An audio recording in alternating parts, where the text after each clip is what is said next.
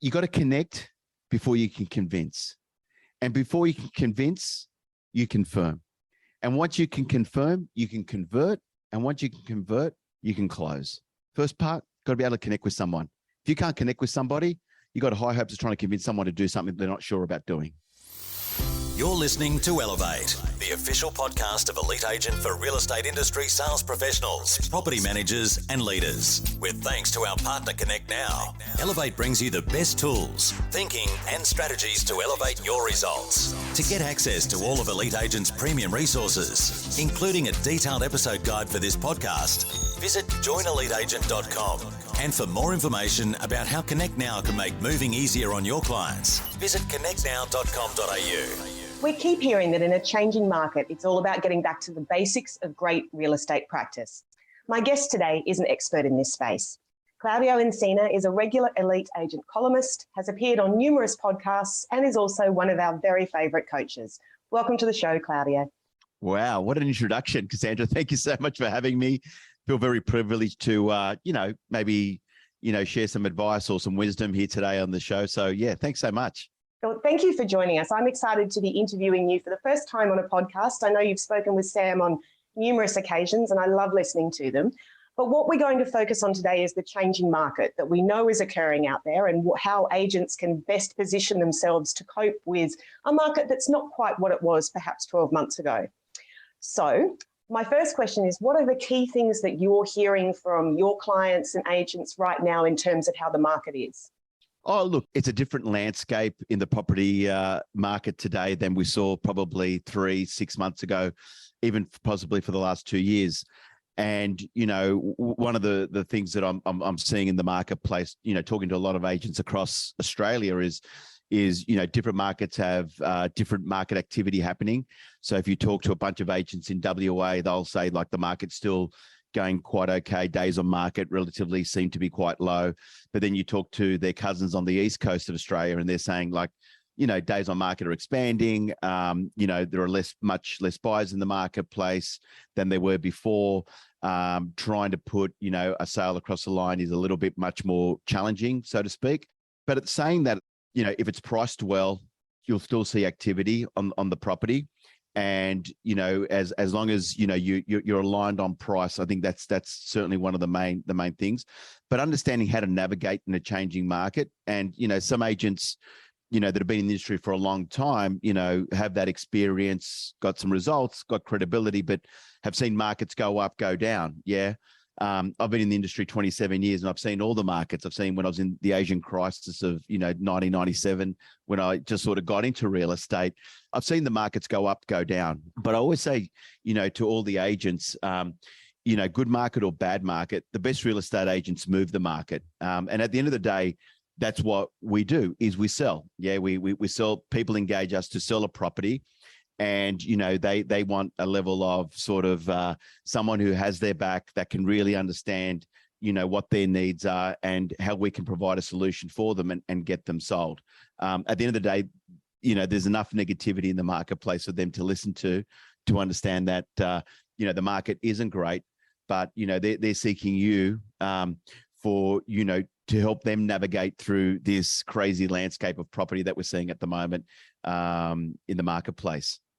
So if you were sitting down in a vendor's lounge room at this moment in time, in some of those markets where we are seeing things begin to decline, what type of conversations would you be having with those vendors? What would you be educating them about? I think first off is just being open, transparent, and being very honest with your sellers. I think the worst thing you can try and do is try and fluff it and going, the market's good and it's a good time to come on, etc.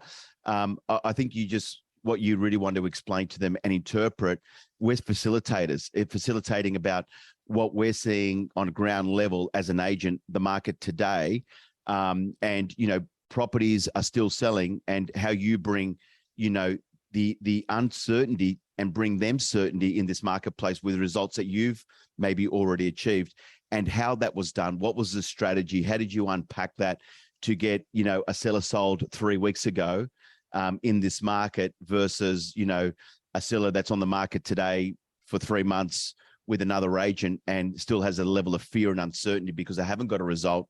And, who knows, maybe they bought another property, that seller, and has got a lot of pressure and, et cetera. So I think it's really sitting down with a seller today and, guiding them through and being able to remove certainty and fear and switching it to excitement, because there's a lot of fear and uncertainty at the moment, and your sellers are feeling that today.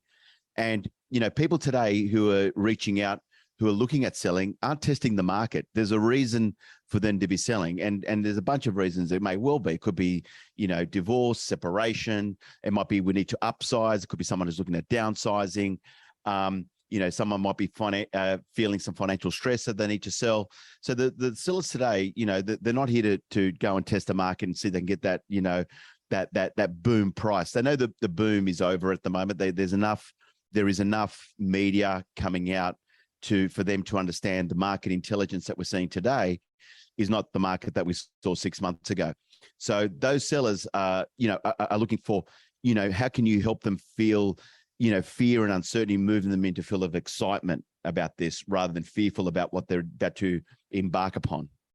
What about those vendors who are sitting there and they're saying, okay, thanks heaps for coming in, Claudio. I might just give it another 3 months and see what happens. Is there a conversation that agents should be having at that moment in time to help educate them about what the case may be in 3 months?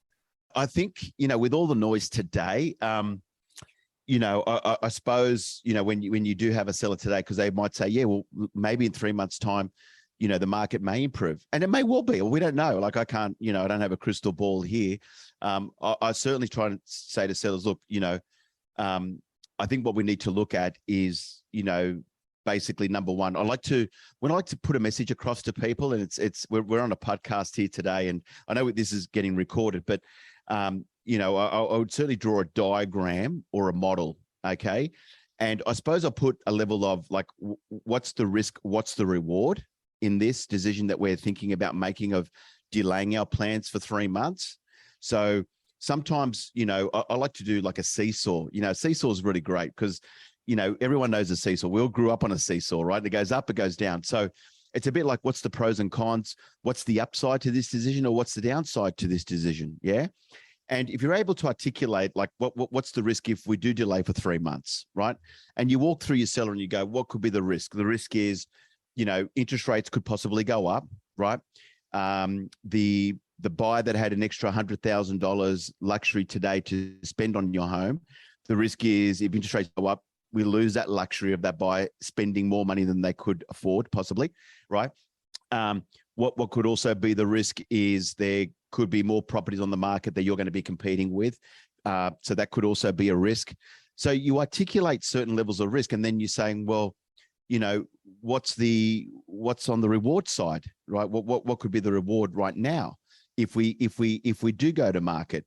And I think that's where we bring facts, evidence and things to the table. So possibly on the reward side, it could be, let's think about, if you look at the seesaw and you look at the middle of the seesaw, which is the arc, right? The triangle, so to speak. I think that's what you got to ask the seller about, like, what's your intention, or what's the outcome of reason why you're selling? Because when you draw that in there, or you write it in, as a seller, what am I connected to? Our emotions and feelings.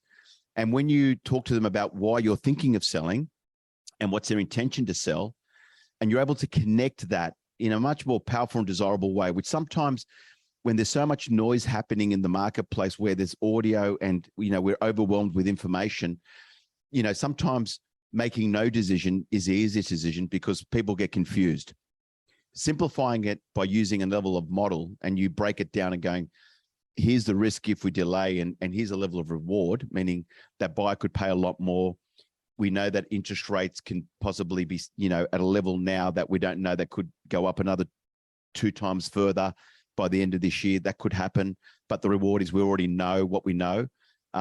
We know that you might have some results that you've already got. We've got some encouraging results of properties we've sold in the last 4 to 6 weeks that, in this market, we've been able to create certainty for those clients.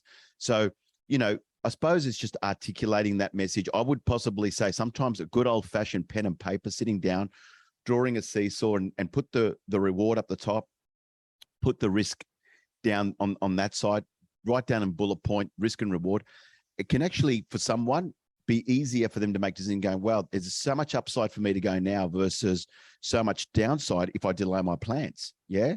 And our job is to help them navigate through the confusion. Yeah. Because at the moment, that's what we do. We've got to help them, become clear and give them clarity versus confused, because part of them has inner conflict. Part of them wants to sell right now, right? But there's another part of them going, but if maybe we wait 3 months, we might get a better price, right? Your job is to resolve, as a salesperson, resolve that inner conflict that someone has.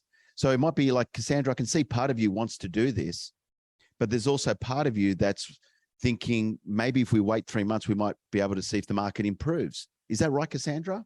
And you might go, yeah. And then I might say, look, can I share with you what some of our other clients are doing who are in your position? And what we'd probably do is, let's maybe articulate and outlay what is some of the reward if you do it now, what could be some of the risk if we delay. At least you can make an informed decision based on what we have in front of us. And it's about making a decision based on what we know rather than what we don't know. Is that fair with you, Cassandra? And as soon as I articulate and I start drawing it into a model and I put it down, you know what, Cassandra, all of a sudden, I'm going to give you clarity, but I'm also reading you. Because when someone has that, it's just in a conflict between themselves. We, as salespeople, resolve. We resolve that inner conflict, yeah? And it's about teaching them how to think rather than trying to tell someone what to do. Speaking to a lot of agents, across Australia, one thing I do notice sometimes is, agents' mindsets. And at the moment, sometimes the agent's mindset is, it's challenging, it's difficult, etc. The biggest thing that we've got to do right now is think of it like, okay, there is an opportunity coming into peak selling season, but the first thing is you've got to get right, which is your foundation and is your pillar, and that is your mindset, Cassandra, right? So whatever I focus on expands, right? So if I focus on the market is hard, things are really tough right now, I haven't made a sale in like 6 weeks. It's been really hard to get a listing. I missed 2 listings last week, right? What you focus on expands. And the more you expand on that, we create a language and our meaning in our minds around that sort of thing. So then we create more reasons in our head, right, about why it's hard and why it's tough. So we start justifying to ourselves like, yeah, it's the market, it's this and that, right? At the end of the day, what you've got to focus on, you're either going to focus on reasons or results. It's pretty simple, right? And in any market that I've been in the 27 years, there's always someone who wants to listen. There's always somebody wants to sell. Yeah. And right now in this marketplace, sellers are looking for heroes in their marketplace. And I'm telling you now, if you're not their hero right now in this marketplace, and you're not looking to be that hero in the marketplace, because sometimes when there's a lot of uncertainty in the marketplace, people need to borrow some certainty from you. Yeah. And that's energy. Like you can't fake that. People need to feel that connection when they meet with you, that it's real. Yeah. But that comes from up here, as I said earlier. So if I'm going to focus on something right now, I'm going to focus about getting results for my clients. I'm going to focus on how can I serve at the highest level, how I connect, how can I be authentic and connect in their world and understand their needs, their motivation, their situation, their wants, because what I focus on will expand. Yeah. And if I focus on that, I'll get better results rather than a bunch of reasons of why it's not great in the market right now. So as an agent, I would say, Cassandra, like the biggest thing that anyone can focus on right now before anything else, right? Because doing the activity and going letterbox dropping and doing a bunch of social media, if this ain't right first, you got bucklies of anything else of like connecting with someone, because someone will connect with you based on your energy, right? And based on what you believe in, because that's called value belief. And if you can't back yourself, don't expect someone in the marketplace to back you. At the moment, there's a lot of noise, as you said, in the marketplace. We're hearing a lot from the media about price declines. We're hearing, things about interest rate rises. So do you have any tips for agents to tune that out and really hone in on their own skills and abilities? Is there a way that we can shortcut this so they're not sidelined by the noise? Yeah. So I don't watch the news. I haven't watched the news. I don't know, for I think some point last year when COVID hit, it's just so depressing. Like, I don't want to know about COVID numbers and how many people are dying. Like, so for a long time, like, I've just tuned out of any sort of negativity. I don't really keep up with the news anymore. You know, like I don't go like, I've got to turn on 6 o'clock news or whatever else. But I suppose, like, as an agent, to cut out all the noise is focus on, number one, your foundations and your pillars, right? So think about the foundations and pillars of what you've got to do, yeah, in your business to be at your highest level. So what would that look like? It might look like, okay, what do my behaviors, right, and activities on a daily level look like? So whatever that may be, I might need to speak to 20 people a day.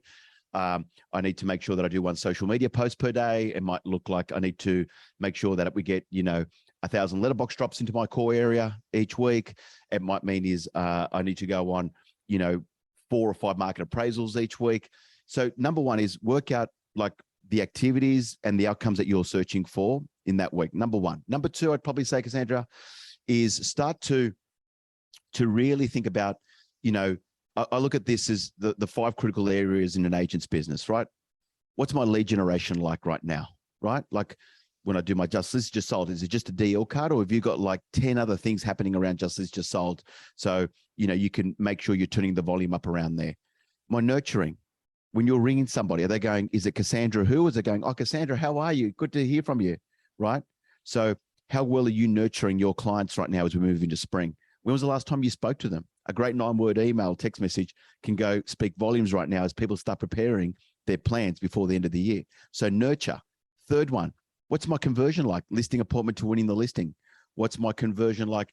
Getting on a phone call to converting someone to an appointment, right? So what does that look like? What's my vendor management look like? Am I doing set to sell meetings? Am I meeting my vendors each week, right? Am I doing weekly vendor reports? Am I giving them a call? Am I got a good communication rhythm to manage their expectations in this market right now? Or am I just sort of winging it like I was, when it was party time a year ago? And buyer management, like we know there's less buyers. What does that look like? Am I offering a 10 touch point buyer experience?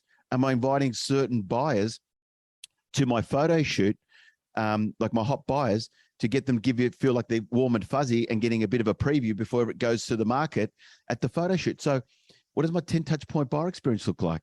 So I'd say, like, right now, I'd probably add one more, your skills. Like right now, like conversion, like working on your skills, like negotiating.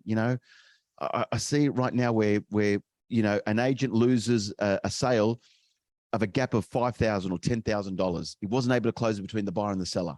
Just wasn't able to, because he hasn't been used to that scenario for the last 3 years, right? And all of a sudden now it's come up and they don't know how to navigate through that. So part of your foundation and pillars that you should be focusing on right now is skill development, like role playing. Like you should be role playing at least 2 to 3 times a week minimum for half an hour, because you want to be the agent that can close the gap, the 510. That's who's going to be the hero as an agent in your seller's eyes, right? Because at the end of the day, they remember the result, you selling it for them, not, oh, he didn't sell it, we had to give it to another agent. Good point. And that brings me to a couple of points, actually. The first one is we've seen a lot of agents enter the market over the past couple of years. I know the numbers are up in Queensland, New South Wales, and a little bit in South Australia as well. So what are your tips for new agents? They've never been through a market shift before like this one. Do you have specific tips for new agents? Cassandra, I would say, like, accountability is massive, like as a new agent. So either have another buddy in your office, or your principal, or get a coach. Not that I'm selling my services here, but get someone that can hold you accountable. Number one. Number two is those 5 critical drivers that I just went through right then. Lead generation. If I was a new agent, like, I need to build my database, because that's my social currency. So the more people I've got in there, the more people that know who I am, what I do, and what my offer is.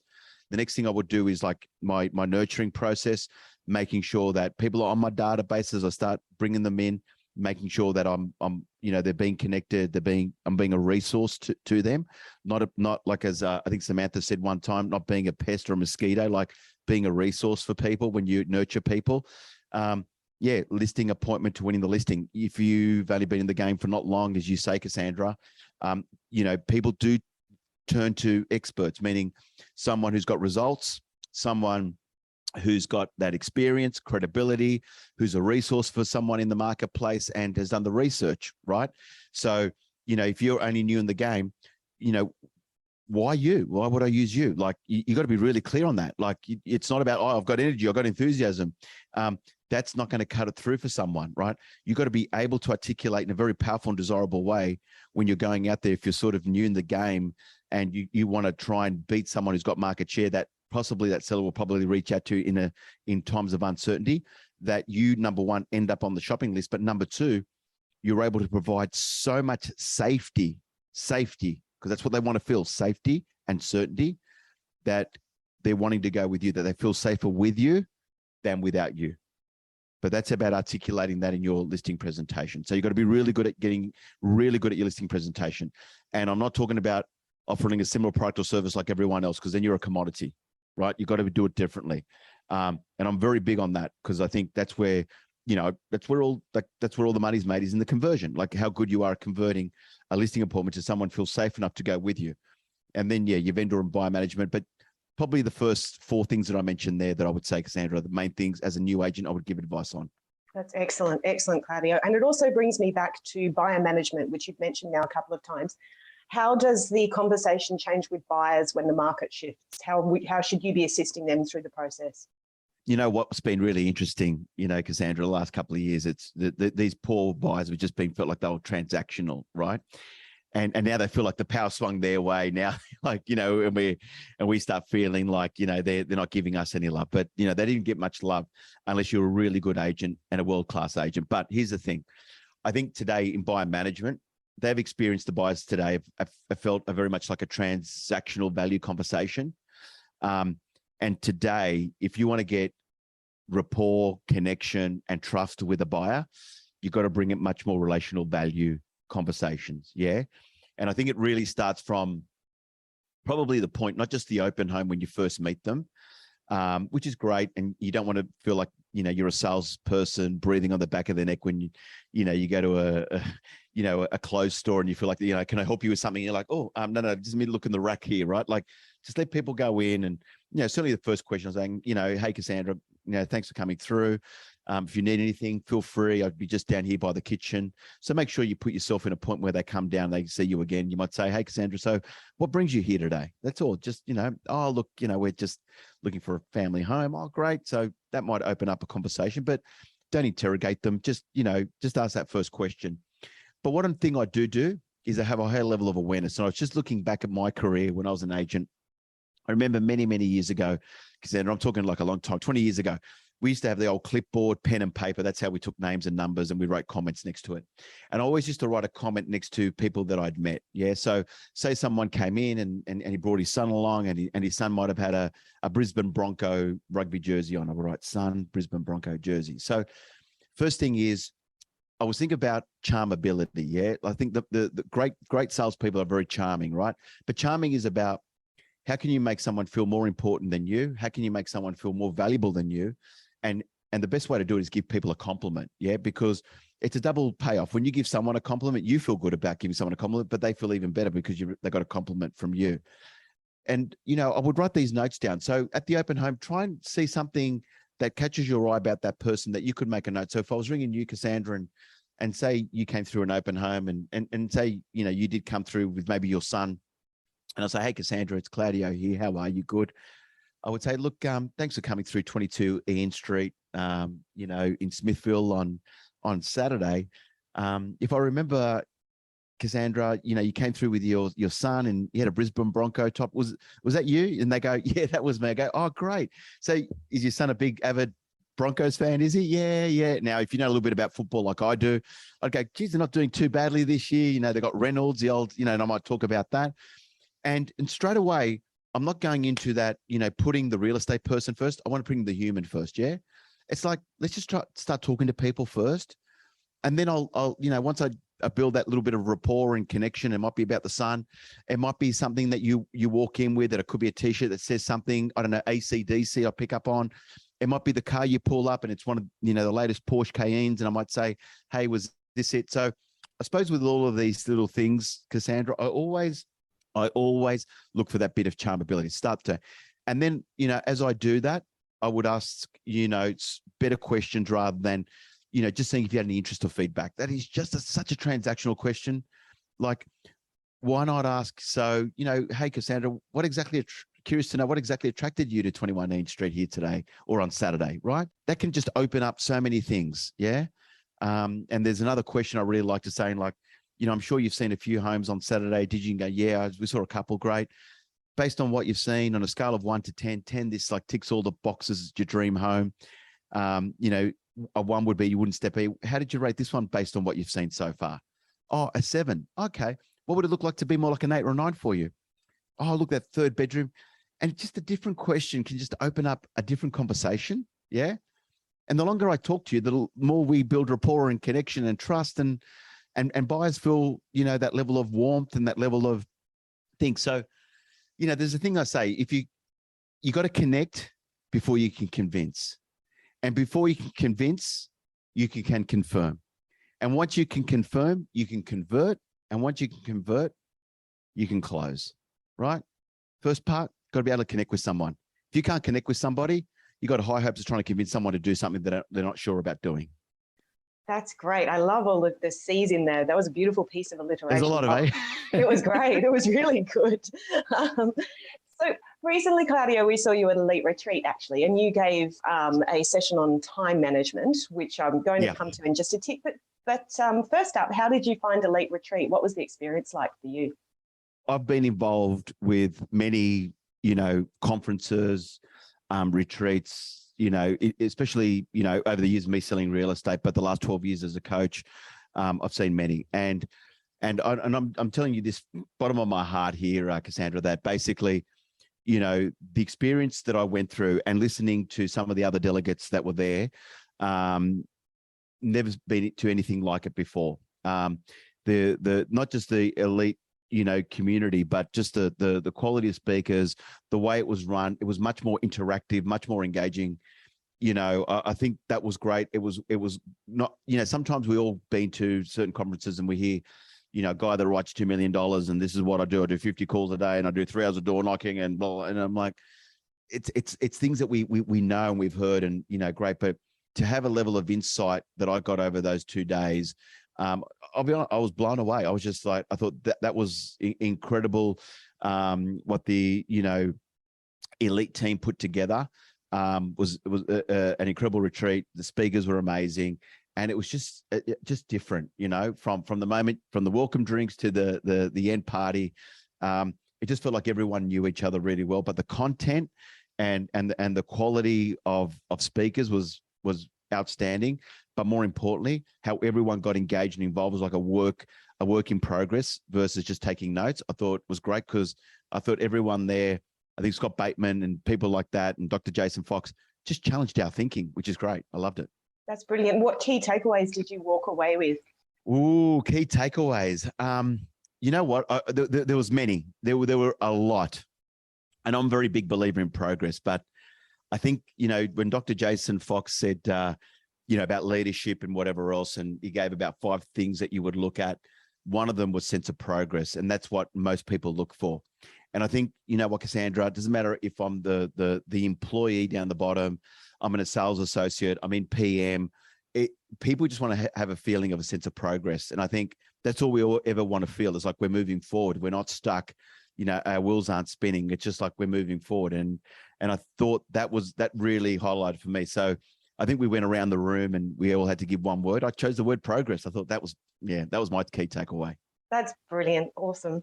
Well, let's turn to time management because you've mentioned the 5 key things that agents should be focusing on. How do they manage their time to make sure they're doing the basics and doing them well? Very simple. There's 2 types of energy that we run on each day. And if I look at some of the best agents that I know that work, and I'll tell you about time management and how to get the best out of your time and your energy, especially right now, like, vendors are taking more energy out of us, buyers are taking more energy. So everything's like, because it's so much harder to put a deal together. There's so much, it's not like from zero to sold any longer. Yeah. It's like, trying to get it sold, it's like 10 steps, right? It's sometimes like death by 1,000 cuts to get a sale across the line between a vendor and a buyer. But so you're either going to have adrenaline energy, which is like, adrenaline energy is very much like, reactive to everything, like we're reactive, right?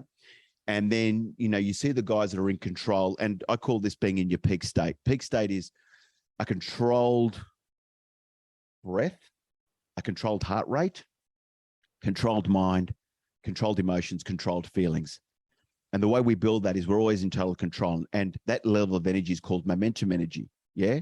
We'll always get things in our day that will throw us off a curveball, right? But it's how we manage our energy and not get distracted by that, which that you need to go and make another 10 phone calls to reach out to 10 people that are on the pipeline versus going, what happened there? Why did I lose that listing when I just got that off that phone call, right? So momentum energy is about being in your peak state. Now, how do you be in your peak state? I normally say is having that controlled energy and try and break up into 4 parts of your day. I think, I really believe is having a way how you center the start of your day. To me, rituals are important. So first thing I look is amplify. How do I amplify my day? For me, I jump in the ocean, I have a cup of coffee, I watch sunrise, like not the TV show Sunrise. I watch a sunrise coming off the ocean, should I say. But to me, that first thing is like centering myself. Yeah. How do I amplify my day? How do I get my energy right? No matter what happened yesterday, today's a new day.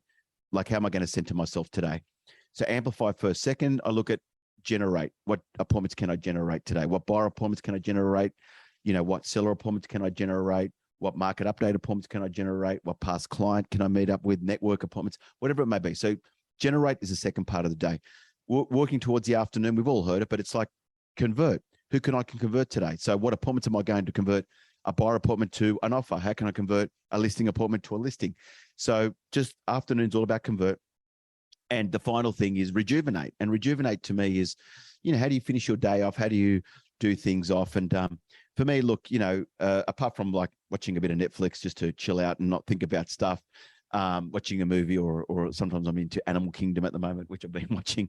But the final thing I do to finally rejuvenate is I write down my 3 wins from today, just write them down like and then I look at how do I want my day tomorrow to look like? So, and I look at I look at my calendar and I look at, who can I book? What can I be doing? What can I change? What can I do this? Like social media posts. So I'll look at what my day will look like and I'll write some of those things of how I want my day to fulfill at the end of that next day. So that's the other thing that I do. Just to wrap it up with the guys that we had there at the retreat, I did speak to them about, many agents that I've seen that have got stress and suffer from anxiety, feel tired, broken, disconnected with families, partners, etc. They run on that adrenaline energy, as I spoke to you before, not the momentum energy, which is controlled. Something that, in real estate, I experienced it myself was I feel like I'm on a marathon 52 weeks of the year. I would say to you, work 6-week sprints, 2-week down, 6-week sprint, cool down, and focus on in that sprint, like what projects you want to focus on over those 6 weeks, whatever it is, 3 or 5 projects that you want to absolutely nail. And at the end of the 6 weeks, reflect, because sometimes we're so busy going that way, we forget to see what's happened behind us and how much we've achieved. And when you do that cool down, that's a great time to see what's worked, what can you improve on, and celebrate some of the wins. Yeah. And then move on to the next thing. Yeah. Your next 6-week sprint cycle. And celebrating the wins is very important at the moment, which I'd like to thank you for joining us today to share all your knowledge, particularly in a market that we know is changing. Before I let you go, we ask this final question of all our guests. What one key piece of advice or takeaway would you like to leave our listeners with today? I would just say, whatever you're focusing on right now, expands. What are you focused on right now? That's the question. Ask yourself. Claudio, that's brilliant advice. It's been so lovely having you on the Elevate podcast, and it's been a pleasure to speak to you for my first time. And we look forward to chatting with you again soon. Thank you so much for your time. And I'm just going to get a quick photo so I can let everyone know that I was on the Elevate podcast. Thank you so much, Cassandra. And it's been a joy speaking with you. You too, Claudio. Thanks heaps. Bye. We hope you enjoyed this episode of the Elevate podcast, with thanks to connectnow.com.au. Don't forget to get access to all of Elite Agent's premium resources, including a detailed episode guide for this podcast. Visit joineliteagent.com.